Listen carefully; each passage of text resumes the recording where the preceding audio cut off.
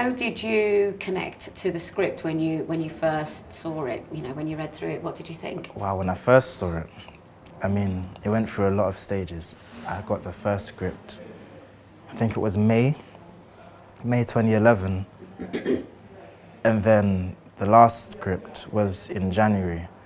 And I had a whole bunch of auditions, and the script changed a whole bunch. My character changed a whole lot. He was two different people at one point.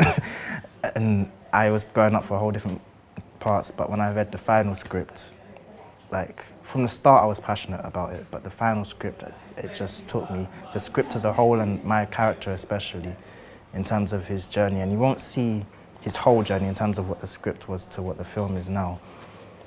But I hope it's still there in terms of what he represents and what he's about. And I could really relate to him in terms of his kind of inner strength, because I'm not really an outwardly confronting person. I like fighting, but I don't like hurting people. So it's like, yeah, I'm not a very violent person. And for him, like, he's not violent at all, but he's not like a victim. He's vulnerable in prison, definitely, but he does have his own strength, and it comes emotionally and mentally and through knowing himself a lot more and not feeling like he has anything to prove to anyone. It's interesting as well, because he really is, he becomes the friend, if the only friend really, of the Tommy character, isn't it? They're cellmates, aren't they? That's the relationship between the two of them in the film. Yeah. And so, did you work closely with Joe, who plays Tommy, to sort of work out how the sort of the sensitivities of the relationship really? Not really. I mean, we both did our own thing in terms of studying the character and the whole script as a whole. And then we got on set. I mean, we had a little chat about, you know, our characters with the director as well. And we were kind of all on the same wavelength. We didn't have to talk much. We just kind of got on set, and me and Joe just got on really cool from the start. And then we got on set and we just kind of did our thing. All our work that we'd done, the preparation beforehand, we just kind of, it's like I've always found with acting, you've got to do all of this work and then forget you did it. Do you know what I mean? And then you just get on set and just live. And that's what we did. I mean, the set, I've never been in a prison before, but it felt like prison. It wasn't a prison, but it did feel like it. It was very cold, and we were in the prison suits, and had, like, the set design was brilliant. Like, it was just so real. And so we didn't have to work that hard in terms of imagining we were in prison, because it was very cold and it was very, like, the beds were like rocks, literally. So we got in there and we just kind of did our thing and let whatever happen, happen. And the interesting thing as well with Harry is that he doesn't look like he should be there.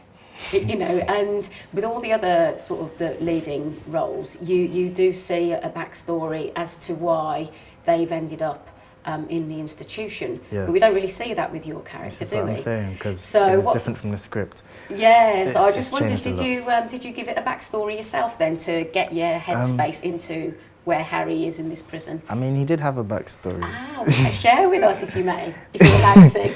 I think I'm allowed to. I'm going to say it anyway. So he was in prison. You obviously know about the riots that happened in London recently.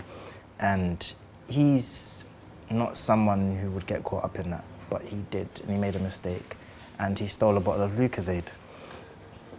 That was it. And is that the story? In my head, he was walking home, and the riots were happening in his area, and there was a bottle of Lucozade outside a shop window, and there was all this stuff going on, and he didn't want to get caught up in it, but it was quite exciting, you know, it was a part of history. And in my head, he's observed a lot of injustices, and he saw a bottle of Lucozade, and he looked around, no one was looking, and he was like, I'm gonna take this. Do you know what I mean? That was his little kind of way of getting back at the world. I didn't think he felt he was going to end up in prison because of it, for stealing. And he got 6 months for that. And I think it was just obviously the government and whoever trying to make a point that you shouldn't steal, and you shouldn't. And he's accepted that. And he just wants to do his time and get out, get back to his family and back to uni and doing something. Back to his normal life, really. Yeah. The interesting thing what I saw as well with the sort of character development, because He's very shy, unassuming, just keeps his head down, doesn't he, really?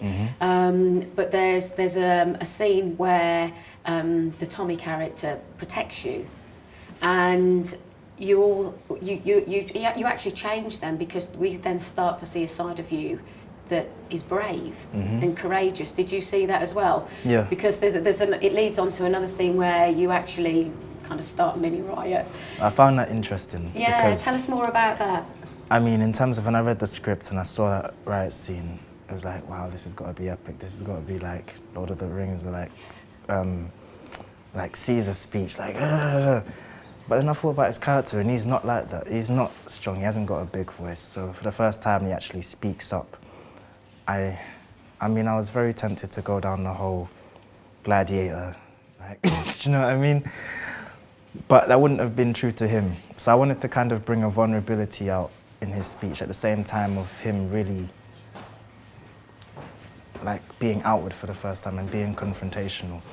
And this is just after he's been, I mean, originally the shower scene was a lot more than what it became. There was a point where it was actually rape, and then there was a point where it turned into beaten up.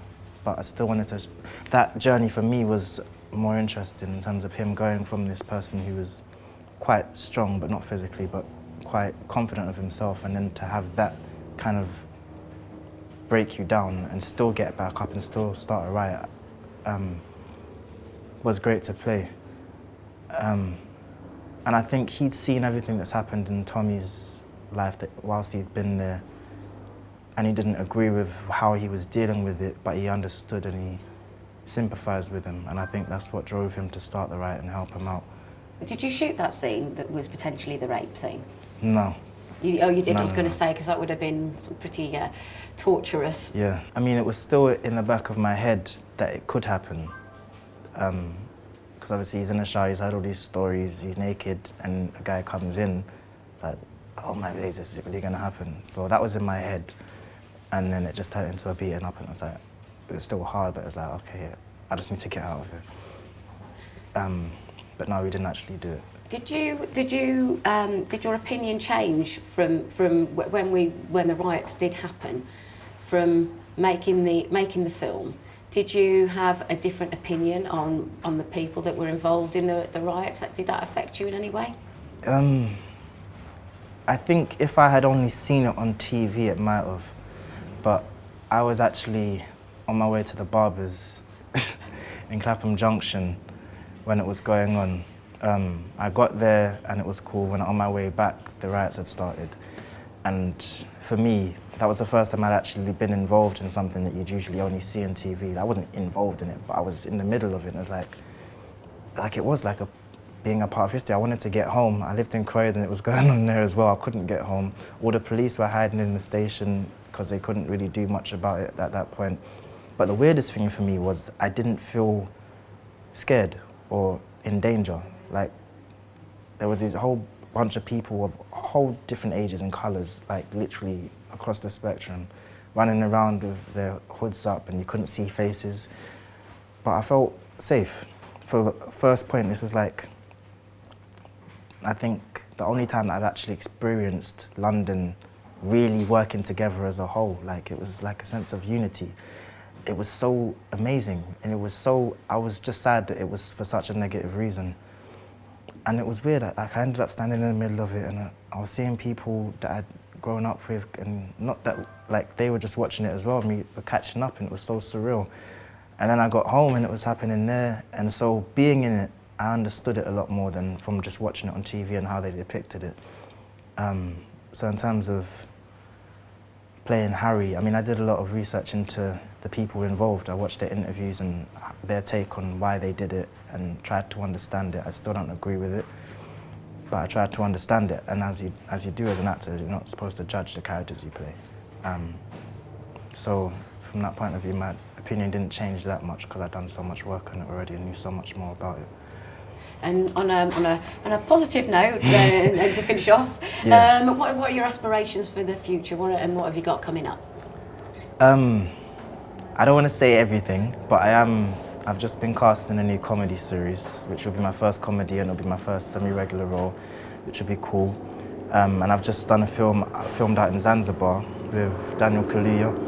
And it's basically the story of, well, very similar to Jonah in the Well, but I won't say too much about it, but I'm really looking forward to that. And also My Brother the Devil is coming out in November, and it's won a whole bunch of awards already, and I think it's a beautiful film, a beautiful debut for the director.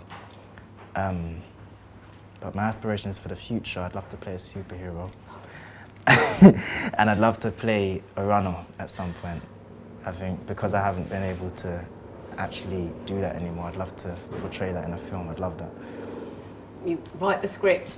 Yeah, I might do, you know.